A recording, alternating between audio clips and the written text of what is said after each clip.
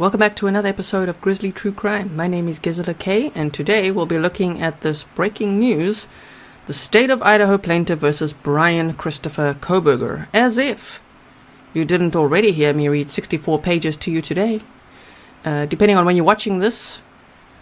So let's look at this. This is basically, finally, the prosecution saying, because we were waiting, are they going to indicate if they are seeking the death penalty for Bryan Kohberger or not?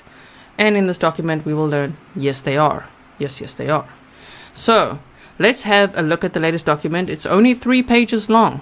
So if you did watch the deep dive DNA video, which is like 60 pages that I wrote to you, don't worry, this one's only 3 pages long, but it's very important. So this is also interesting that they've just indicated this right before the hearing tomorrow. The hearing is about the state's third motion to compel, I think that's the right wording, tomorrow, and it's all about this DNA evidence that the prosecution's, saying that they have, and the defense is fighting how do they get it, and all of that. That hearing is so important, and I say tomorrow, but for me it's already, actually today, it's on the 27th of June, 2023 is the next Kohberger hearing at 1:30. Now, Brenda is in chat here saying, I didn't finish the last one you released. I hope you will finish it, Brenda. I hope you will. It's very interesting. Those DNA documents, I wasn't bored by any of it. It's all very interesting to hear what all the experts said, what the defense has said, and how they even got to that paragraph that everyone is so focused on, right? But how is there none of the victim's DNA in Bryan Kohberger's car, office, apartment, home? And as I said in that video, I think the defense is doing a very good job of poking holes in the state's case, casting some doubt, So here we go with the latest Kohberger documents. This is from the Idaho Cases of Public Interest. I will put the link in the description box for you. So let's go through it. State of Idaho plaintiff versus Bryan Christopher Kohberger. Notice pursuant to Idaho Code, and they've got all the codes there. Comes now the state of Idaho by and through the Latah County prosecuting attorney, and hereby gives notice to the court, the defendant, and his counsel, pursuant to Idaho Code 184004A, that as of this point in time, and based on the information known to the state to date, the following statutory aggravating circumstances pursuant to Idaho Code 19-25159 appear to exist in this case as to the crimes of murder in the first degree as charged in counts 2, 3, 4, and 5 of the indictment herein. I will make it just a little bit bigger for you. Hold on 1 second, please. That should be better to see. So, Idaho Code 1925159B. At the time the murder was committed, the defendant also committed another murder, and or 2, Idaho Code 192519E. The murder was especially heinous, atrocious, or cruel, manifesting exceptional depravity, and or 3, Idaho Code 19251591.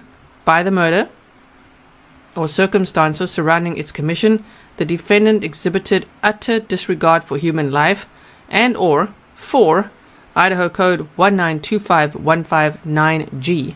The murder was committed in the perpetration of or attempt to perpetrate arson, I'm going to say SA for YouTube words, R word, robbery, burglary, kidnapping, or mayhem, and the defendant killed, intended a killing, or acted with reckless indifference to human life, and or 5, Idaho Code 1925159.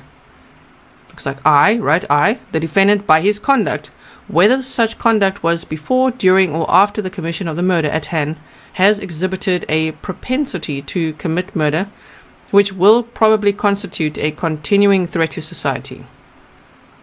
The state gives this notice based on the fact that it has not identified or been provided with any mitigating circumstances sufficient to prohibit the triers from fact from considering all penalties authorized by the Idaho legislature, including the possibility of a capital sentence.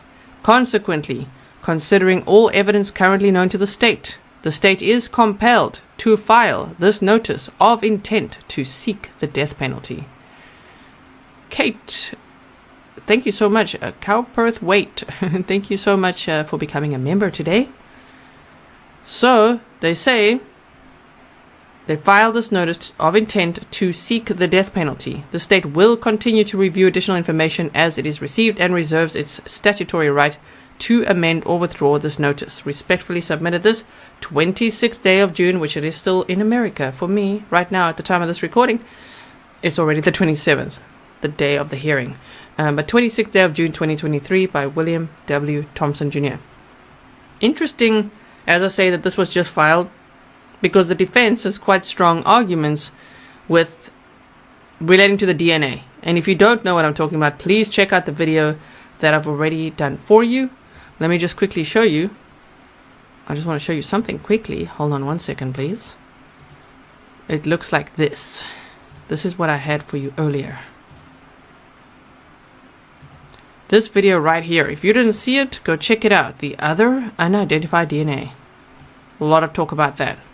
So with the defense poking holes in the state's case and really having a strong defense, I would say, you know, I think now that they're like, okay, that's it, we're seeking the death penalty. Now, obviously, it's also about the timing. They had, I think, 60 days to indicate if they were going to be pursuing the death penalty or not. So it could just fall in that time. Might not be timing to intimidate or something. But interesting nonetheless, right? Okay.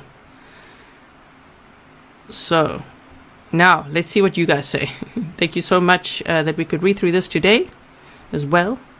We are following a trial. We are following the Kohbeger case. We're looking at the Delphi case. We looked at the Nicola Bully updates as well today. Check the community tab. Check the YouTube Shorts page. Check the video section. Check the live stream section. There's stuff happening everywhere. And if you're not sure, go to Patreon because you're going to get all the updates there. All in one post. Like, this is what happened today. Don't miss this, this, this, and this. Okay. So, yes.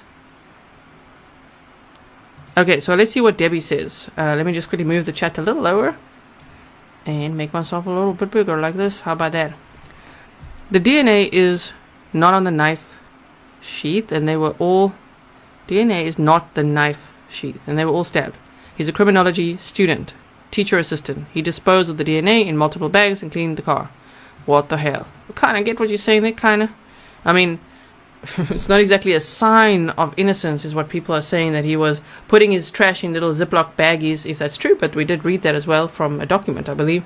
That's how he was arrested, right? Putting his trash in Ziploc baggies and wearing medical gloves or surgical gloves and taking his trash out to the neighbors and all that type of behavior and cleaning his car and everything, all of that. You know, that's a lot. A lot of action. So, but nonetheless, yeah, he was studying. He was a PhD criminal justice student. Do we think that, of course, he is innocent or proven guilty in a court of law? They are now seeking the death penalty in this case. We looked at another Idaho quadruple homicide the day before yesterday. So if you missed that, please check that out. It's in the live stream section as well. So, do you think, though, that someone like him, if it is Kohbeger, who was a PhD criminal justice student, who was studying under Professor Captain Ramsland, maybe thought, I can commit the perfect murder. So I'm going to do this, this, this, and this, and, you know, go in with a kill kit, Dexter himself up, as I keep saying. People like to get snarky and say, Dexter is not reality, it's just a series. I know it's just a series, but I think we all know what I mean when I say Dexter himself up. You know, we're talking plastic everywhere or something. Or just double layers. We just don't know. How much did he prepare? He seems like quite a prepared dude, if it's him. Of course, he is just the suspect at this point. Right on. Josephine says, happy anniversary, Grizzly True Crime. Thank you so much. Thank you for your super chat. If you guys are wondering, what is the anniversary? It's actually a Grizzly True Crime community birthday. Today, this community turns 2. Started this community with my very first upload exactly 2 years ago. Actually, yesterday, on the 26th of June of 2021. So thank you so much. If you are brand new here, if you're only subscribing now, if this is the very first time you're seeing me, I'm South African, living in the Netherlands with Mr. Grizzly, whose name is Raphael. He's Swiss, and Fury, our black cat, which you always see on the outro, depending on which outro I'm playing, but mostly our OG outro. Yes, and sometimes you see him visiting us. So yes, okay. Exactly. Emily says he did not obtain his PhD yet. He was just entered into that program. He has not earned it yet. Of course not. He was a PhD student. I always say that. He didn't get his PhD yet, but he sure did study criminal justice for 4 years, was it? Yes, we've had lots of coverage of that case. So if you haven't ever seen my playlist, check it out. There may be some things you may have missed there. And we try our level best to stick to only the facts and speculate as little as possible, but yet here and there we have speculated a bit of what if he could have had an accomplice? Who would that be, and why, and what, and all of that. Okay. Debbie, I can't even say that number out loud, but yes, 5.34 trillion times likely to be BK DNA based on the buccal swab. Which I see that was quite a debate. Buccal swab. If you just type it in Google, pronounce buccal swab. It's buccal, like a buckle. Buccal swab. But some people say buccal. Buccal swab. That's where that day I can be the pronunciation police for a change. So his buccal swab was a match to the DNA found on the knife sheath, on the button snap of the knife sheath. So yes, okay. So thank you so much, everyone, for being here for today, for the trial, for this document, for everything that we did today. And I will see you again very soon. We continue on. Keep going. So thank you so much. Kathleen R. says, will you cut to the BK hearing tomorrow? Probably not. Because they don't normally stream it live. Normally reporters stand outside and then they tweet about it. And then only later they release the footage. So probably not. We might look at it afterwards, or we might look at it another time. We shall see. I'm not sure. Depends. If it's in a lunch break, that'll be quite convenient. But we shall see what happens tomorrow. Yes. So thank you so much, moderators. Thank you so much to all my patrons. I could not do this full time without patrons. Thank you so much, members, for supporting the work I do as well.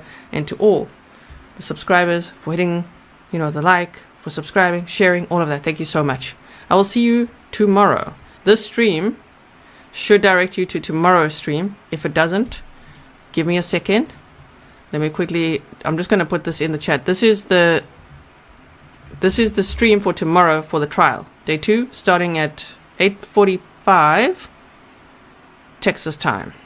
And I will be starting at 8:30 then, Texas time, 15 minutes before, so that we can have a little bit of a recap. Okay.